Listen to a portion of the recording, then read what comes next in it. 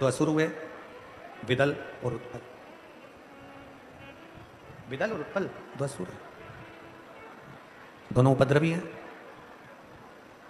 माता पार्वती जी की सुंदरता देखकर उनको लेने के लिए चले। पर नीचे हो रहा हो, जिसको इंसुलिन लग रहे हो शुगर के, या आंखों से दिखना कम हो गया हो, नेत्र ज्योति कम हो गई हो, तो उनसे निवेदन है ये हाथ की ये यहां से देखो, हाथ की ये पोर से लेकर ये दूसरे नंबर का जो पोर है, एक पोर दो पोर, ये यहां तक का जो पोर है, इतनी बड़ी एक बेलपत्र, इससे बड़ी बेलपत्र ना लीजिए। आप लोग एलईडी पर देख सकते हो, आस्था चैनल पर देखो, इससे बड़ी बेलपत्र ना लीजिए, बस इतनी बड़ी बेलपत्र, ये दो पोर के बराबर बेलपत्र लेकर अशोक सुंदरी वाली जगह पर रखकर, जो पानी का लोटा है, जल का पात्र है, लोटा है, कलश है, उस बेलपत्र वाली जगह पर शंकर जी को जल, समझिए जरा, ये शिवलिंग है, ये जलाधारी है, ये जलाधारी, तो शंकर जी पर जल चढ़ाएं तो बेलपत्र जो छोटी वाली है दो कोर की, वो बेलपत्र यहां अशोक सुंदरी वाली जगह पर रखना। और शिव जी को जब जल चढ़ाएं तो जल उत्तर की ओर मुख कर चढ़ाइए, और जल चढ़ाते चढ़ाते वही जल का पात्र पानी चढ़ाते चढ़ाते अशोक सुंदरी पर लेकर आइए, और वहां पर 3 बार पानी को गिरा दीजिए, केवल 3 बार, त्र्यंबकेश्वर महादेव के नाम से, कुंदकेश्वर महादेव के नाम से 3 बार पानी गिराकर जब वापिस आओ, जल झेल कर लाओ, उसी बेलपत्र को उठा कर लिया, अपने घर में प्रवेश करते समय उस बेलपत्र को खा लो। जिसको इंसुलिन लग रहे हो, जिसकी शुगर ऊपर नीचे हो रही हो, जिसका ब्लड प्रेशर ऊंचा नीचा हो रहा हो, जिसकी नेत्र ज्योति जा रही हो, आंखों पर मोटा मोटा चश्मा चढ़ गया हो, वो बेलपत्र छोटी सी लाओ, उसको खा लो। घर में जाकर जो पानी झेल कर लाए हो शंकर जी का, घर के अंदर बैठकर वो जल जो लाए हो वो पानी को पी लो, वो जल का आचमन कर लो। अगर मान लो बेलपत्र खाने से तुम्हारा मुख छाछ छाछ हो रहा है, या छाले हो रहे हैं, या स्वाद नहीं आ रहा है, तो उसी बेलपत्र को मल कर उसकी गोली बना लो, मुख में निगल लो और पानी पी लो। जिसकी शुगर आज ऊपर नीचे हो रही है, वो कल करके देखना, और कल हमको बताना कि आपकी शुगर लेवल में आई कि नहीं। अगर शुगर ऊंची नीची हो रही है तो आज ही कर देखो।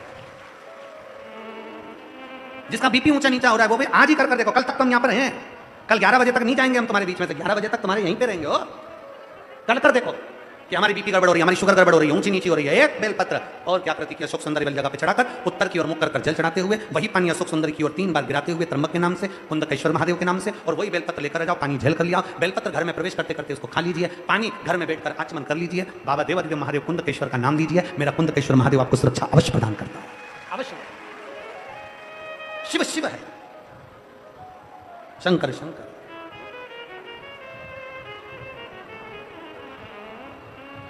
अशोक सुंदरी का स्थान सबको मालूम है ना? जम के तो बोलो जरा, सबको मालूम है ना? अशोक सुंदरी का स्थान बड़ा मुख्य स्थान होता है अशोक सुंदरी का। फिर निवेदन है उसको समझिएगा। शिवलिंग के जलाधारी में जो सामने स्थान होता है, उसके बीच में एक मोटी सी लाइन होती है, वो अशोक सुंदरी का स्थान होता है। इधर षडानंद कार्तिक है, इधर गणेश जी, ये पार्वती जी का हस्तकमल, ये शंकर जी का शिवलिंग। शिवलिंग के ऊपर जो बूंद बूंद पानी टपकता है वो शंकर जी की 5 बेटियां, क्या नाम है उनका? जया, विषहरा, शामलीवारी, दौतली, देव। शंकर जी की 5 बेटियां उस पानी को बूंद बूंद गिरा। अशोक सुंदरी का जो स्थान है वो बड़ा मूल है, बहुत।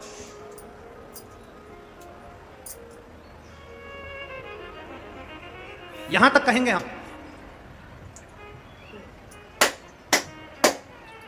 शरद पूर्णिमा से कार्तिक पूर्णिमा के बीच में, शरद पूर्णिमा से कार्तिक पूर्णिमा के बीच में प्रयास करना। दुकान नहीं चल रही हो, व्यापार नहीं हो रहा हो, तकलीफें बहुत ज्यादा हो, घर में क्लेश जाता हो, अशांति ज्यादा हो, पैसे नहीं आ रहे हो, 1 रुपया कमा रहे, 100 रुपये खर्च हो रहा है, बहुत टेंशन है, तो शरद पूर्णिमा से कार्तिक पूर्णिमा तक एक हल्दी और कुंकू, ये थोड़ा सा मंदिर में लेकर जाइए। हल्दी और कुंकू जरा जरा सा ले जाओ, अशोक सुंदरी वाली जगह पर पहले शंकर जी पे जल चढ़ा दो, अशोक सुंदरी वाली जगह पे जल चढ़ा दो, और वो हल्दी और कुंकू की एक एक बिंदी अशोक सुंदरी वाली जगह पर अपनी कामना कर लगा कर, उसी में से वो हाथ जो तुम्हारा गीला है कंकु हल्दी का, वही हाथ लाओ, घर में प्रवेश करते समय अपनी देहली पर थोड़ा सा लगा दीजिए। शरद पूर्णिमा से कार्तिक पूर्णिमा तक कर देखो, उसके बाद में फिर बताना कि मेरा देवादिदेव महादेव ने तुम्हारी झोली भरी की ना है, भंडार भरा की नहीं। शरद पूर्णिमा से कार्तिक पूर्णिमा के भीतर 1 महीना, कार्तिक का महीना भगवान शंकर की अविरल भक्ति का महीना है। षडानंद कार्तिक का महीना, कार्तिक का महीना मतलब भगवान शंकर के पुत्र कार्तिकेय महाराज का महीना। षडानंद कार्तिकेय ने क्या क्या मांगा था शंकर भगवान से, अपन सुनेंगे। वो हरियाणा में कहां कथा है? फरीदाबाद। फरीदाबाद की कथा में अपन सुनेंगे,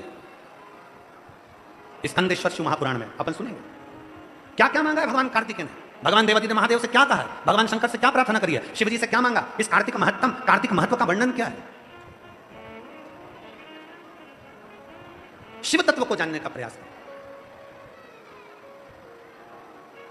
सुना है हमने ओ भोले तेरी काशी में मुक्ति है,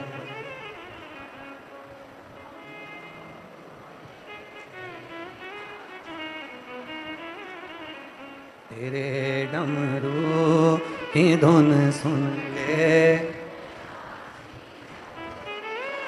अब समय भी कम है और तुम हो गए खड़े, 2 लाइन से ज़्यादा नहीं गाएंगे, वापस बंद कर देंगे, ठीक है। और 2 लाइन में क्या ना, कई माताएं तो कहती हैं 2 लाइन में पूरे अच्छे से निपटा देंगे, हो 2 में निपटा देंगे।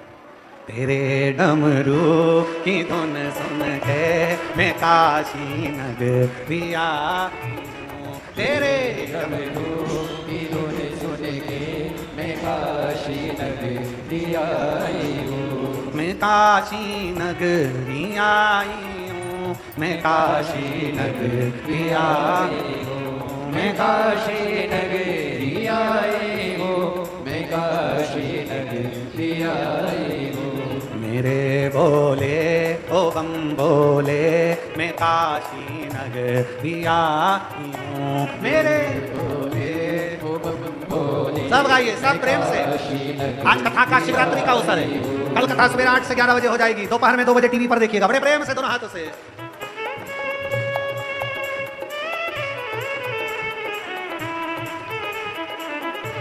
शंभो शंभो।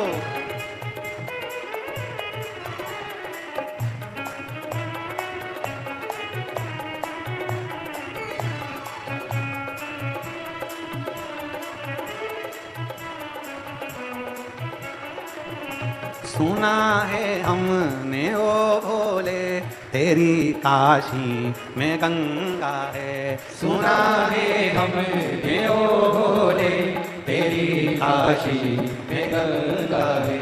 उसी गंगा को नहाने को मैं काशी नगरिया आई हूँ, उसी गंगा को नहाने को मैं काशी नगरिया आई हूँ। सुना है हमने ओ भोले तेरी काशी में मुक्ति है, सुना है हमने ओ भोले तेरी काशी में मुक्ति है। उसी मुक्ति को पाने को मैं काशी नगरिया आई हूँ, उसी मुक्ति को पाने को मैं काशी नगरिया आई हूँ। मेरे भोले ओ बम बोले मैं काशी नगरिया आई हूँ, मेरे भोले ओ बम बोले मैं काशी नगरिया आई हूँ। सुना है हमने ओ भोले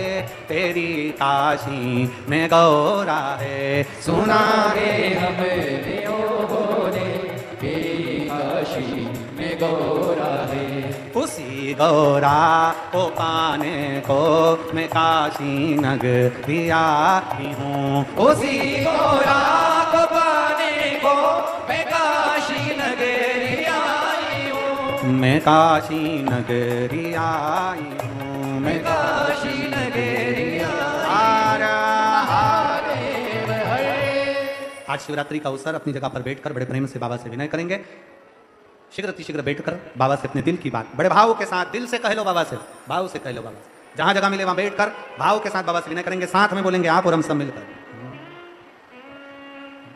श्री शिवाय नमस्तो, श्री शिवाय नमस्तो, श्री शिवाय नमस्तो, श्री शिवाय नमस्तो, श्री शिवाय नमस्तो। भोला सब दुख काटो ओ भोला सब दुख काटो, शिव शंकर जपो तेरी माला, भोले बाबा जपो तेरी माला, भोला सब दुख काटो ओ भोला सब दुख काटो। वेश मंगल मंगलकारी, वेश मंगल मंगलकारी, शमशान वासी हमारा, शमशान वासी हमारा, ओ भोला सब दुख काटो ओ भोला सब दुख काटो। इसीलिए शिव महापुराण की कथा कहती है कि शंकर का भक्त जो होता है, शिव भक्त की सरलता, शिव महापुराण की कथा कहती है कि शंकर जैसी सरलता, शिव जैसा भोलापन जिसके भीतर होता है, शिव जैसा भोलापन जिसके अंदर होता है, उसको शिव तुरंत प्राप्त हो जाता है, शिव को ढूंढना नहीं पड़ता।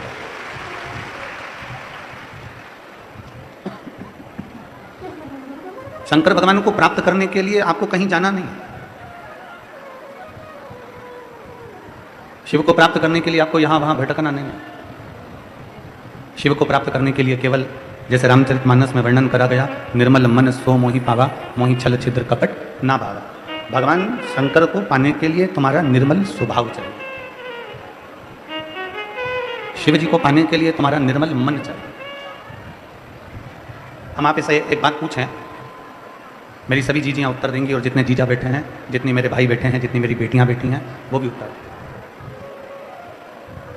कान के कुंडल पहनने से क्या होता है?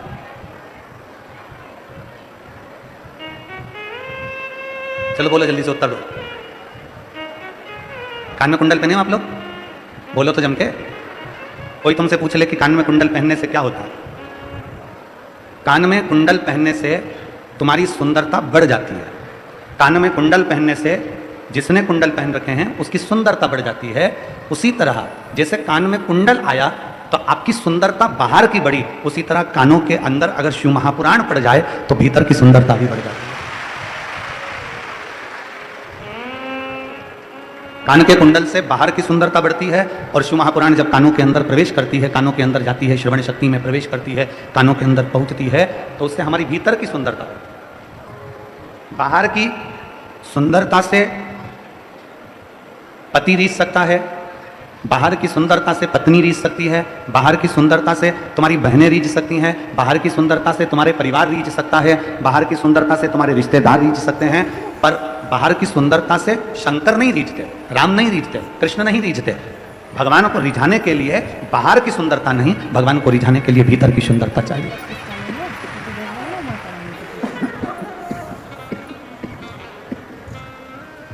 भगवान को रिझाने के लिए तुम्हारे भीतर की सुंदरता चाहिए। जितने भीतर से तुम सुंदर होगे, जितने भीतर से तुम श्रेष्ठ होगे, उतना परमात्मा मिलने के लिए आतुर है, उतनी मिलन की आस बढ़ जाएगी, उतनी मिलने की तमन्ना बढ़ जाएगी।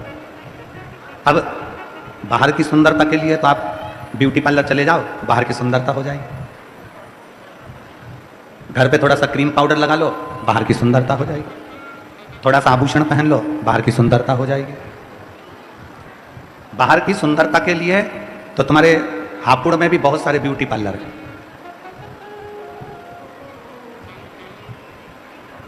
वो जैन साहब के यहाँ से कथा स्थल तक आते हैं ना, तो बीच में जैन साहब के घर से लेकर ये जो पुल आता है, इसके बीच में भी 3-4 ब्यूटी पार्लर हैं। ऐसा नहीं किया। अब जब जैन साहब के घर से लेकर पुलिया तक 4 ब्यूटी पार्लर हैं, तो हापुड़ में जरा अंदाजा लगाना कितने ब्यूटी पार्लर होंगे। अब जरा विचार करिए, बाहर की सुंदरता के लिए पूरे हापुड़ में ब्यूटी पार्लर हैं, बाहर की सुंदरता के लिए पूरे दिल्ली में ब्यूटी पार्लर हैं, बाहर की सुंदरता के लिए पूरे गाजियाबाद में ब्यूटी पार्लर हैं, बाहर की सुंदरता के लिए पूरे मेरठ में ब्यूटी पार्लर हैं, पर भीतर की सुंदरता के लिए तो केवल ये 5 दिन का पार्लर लगा था जो कल विराम हो जाए। ये भीतर की सुंदरता का, ये आत्मा की सुंदरता का। बाहर की सुंदरता से पति रीझेगा, पति आपका होगा। बाहर की सुंदरता से पत्नी रीझेगी, पत्नी आपकी होगी। पर भीतर की सुंदरता से पति पत्नी रीझे ना रीझे, पर भीतर की सुंदरता से मेरा महादेव रीझ जाता है, जो तुम्हारा हो जाता है। बोल बम का नारा है। तुम्हारे भीतर की सुंदरता को बढ़ाइए। जितने जितने आप भीतर से सुंदर होते चले जाओगे, जितने जितने आप मन से सुंदर होते चले जाओगे, निर्मल मन सो मोहि पावा, जितने आप भीतर से सुंदर होगे, मन से सुंदर होगे, हृदय से पवित्र होगे, उतना उतना परमात्मा तुम्हारे नजदीक आता चले जाएगा, उतना उतना भगवान तुम्हारे करीब में आता चले जाएगा। भीतर की सुंदरता हमें परमात्मा के करीब ले जाती है। भीतर की सुंदरता हमें भगवान के करीब लेकर जाती है, बाहर की सुंदरता जगत के करीब लेकर जाती है। इसलिए शिव महापुराण की कथा कहती है, भगवान शंकर का चरित्र कहता है, शिव तत्व कहता है कि दुनिया की कोई किताब तुम पढ़ो मत पढ़ो, ये तुम्हारी मर्जी। शिव महापुराण की कथा कहती है, दुनिया की कोई किताब पढ़ो मत पढ़ो, दुनिया की कोई पुस्तक पढ़ो मत पढ़ो, ये तुम्हारी मर्जी है। पर शिव महापुराण की कथा कहती है कि दुनिया की सबसे अच्छी पुस्तक, दुनिया की सबसे अच्छी किताब अपना मन है, इसलिए इस मन को एक बार जरूर पढ़ना चाहिए। दुनिया की सबसे अच्छी पुस्तक, दुनिया की सबसे अच्छी किताब अपन स्वयं है। दुनिया की सबसे बड़ी किताब, दुनिया की सबसे सुंदर किताब, सबसे अच्छी पुस्तक अपन स्वयं है। अपने आप को, स्वयं को थोड़ा सा पढ़ो, अपने आप को थोड़ा सा पढ़ने का प्रयास करिए, अपने आप को थोड़ा सा जानने का प्रयास करो कि मैं क्या हूं। जो दुनिया के लोग कर सकते हैं क्या मैं नहीं कर सकता? जो दुनिया के लोग कर सकते हैं क्या मैं नहीं कर सकती?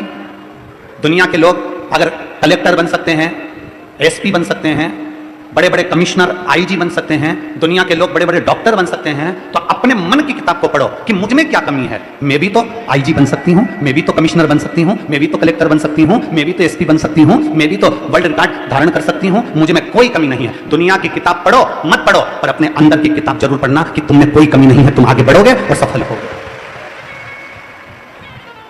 तुम में कोई कमी नहीं। दुनिया के लोग कहते हैं तेरे बस की नहीं है, दुनिया के लोग कहते हैं ये तेरे बस की नहीं है। आप लोग हमारी बात पर हंसेंगे, विचार करेंगे कि गुरुजी ऐसी बात कहते हैं। कभी मौका मिले तो हमारे आशीष जी से हमारे बाल्यावस्था पूछिएगा। आशीष हो, आकाश हो, जो बच्चे हमारे साथ में पहले रहे हैं, वो हमको आके बताते हैं गुरुजी ये नहीं हो पा रहा, ये हो पाएगा नहीं, हमने बहुत मेहनत कर ली, हमने बहुत प्रयास कर लिया, गुरुजी ये नहीं हो पाएगा। फिर आखिरी में आप पूछना इन बच्चों से, तो हम खुद उठकर जाते थे और हम कर कर बताते थे कि दुनिया में ऐसा कोई काम नहीं है जो संसार का मनुष्य नहीं कर सकता।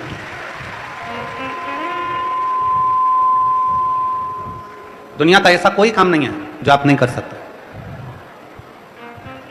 जब दुनिया का कोई व्यक्ति कलेक्टर बन सकता है, एसपी बन सकता है, कमिश्नर बन सकता है, आईजी बन सकता है, कोई बड़ा ऑफिसर बन सकता है, तो आप क्यों नहीं बन सकते? आपके अंदर कौन सी कमी है?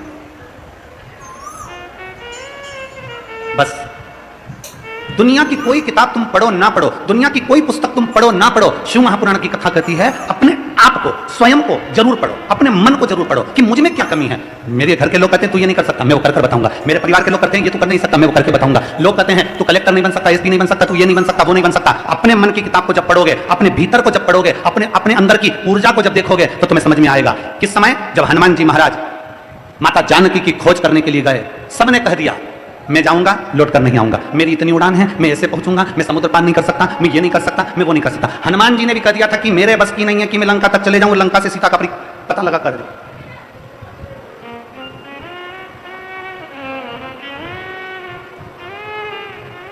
श्री हनुमान जी महाराज ने भी कह दिया था कि मेरे बस की बात नहीं है कि मैं चले जाऊं और जानकी जी का पता लगा कर आऊं। तब श्री जामवंत जी ने हनुमान जी को रोका और हनुमान जी से कहा सुन रहे हनुमान, मैं तो बूढ़ा हूं, मैं चाहता तो अभी एक छलांग लगाता और लंका पहुंच जाता, मैं बूढ़ा हूं हनुमान, पर तू जवान है।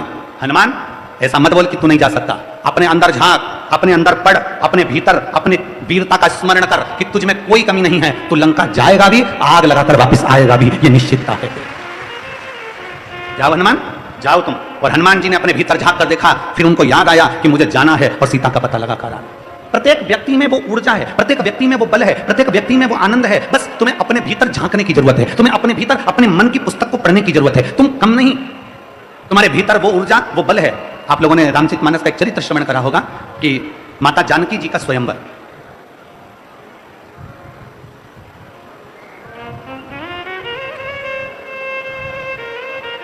दो तीन कथाएं आप अपने जीवन में जरूर उतारिएगा।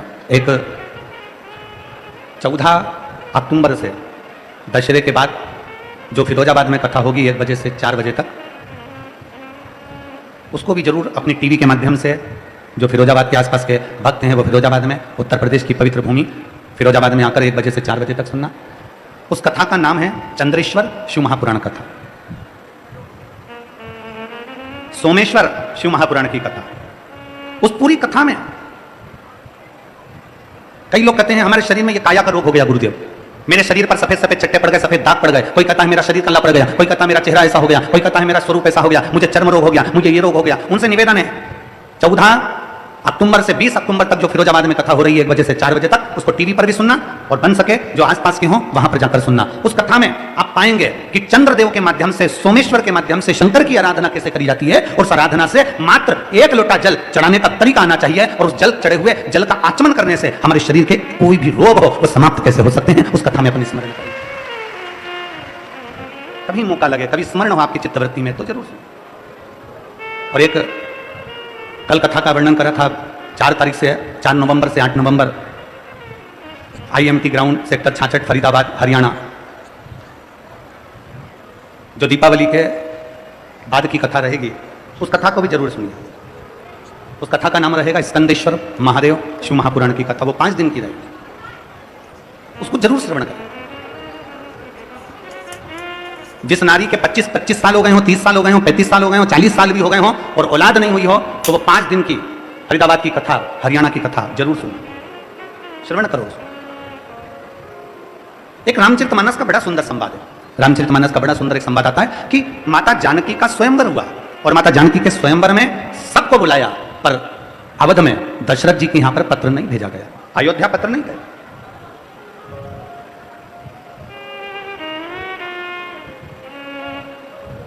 सबको आमंत्रित करा, पर अवध नरेश को श्री दशरथ जी महाराज के यहां पत्र नहीं गया, अयोध्या में पत्र नहीं गया। क्यों नहीं गया? ये देखिए अंदर की किताब पढ़ने का तरीका। फिर निवेदन है, दुनिया की कोई किताब पढ़ो ना पढ़ो, दुनिया की कोई पुस्तक पढ़ो ना पढ़ो, पर अपने मन को और अपने भीतर को जरूर पढ़िएगा। अपने आप को पढ़ो, अपने आप को।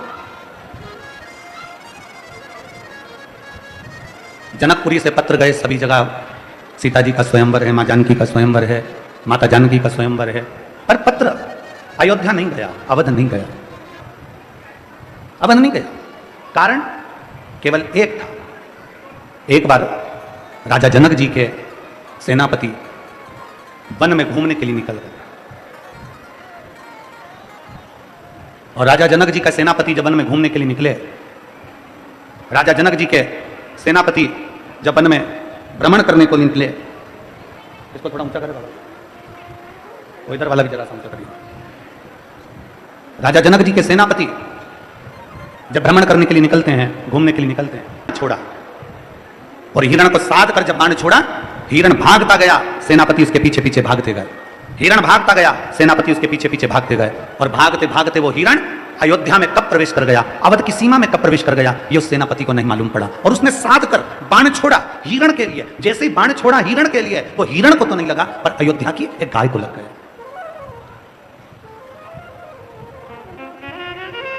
अवध की गाय को, अयोध्या की गाय को वो बाण लग गया।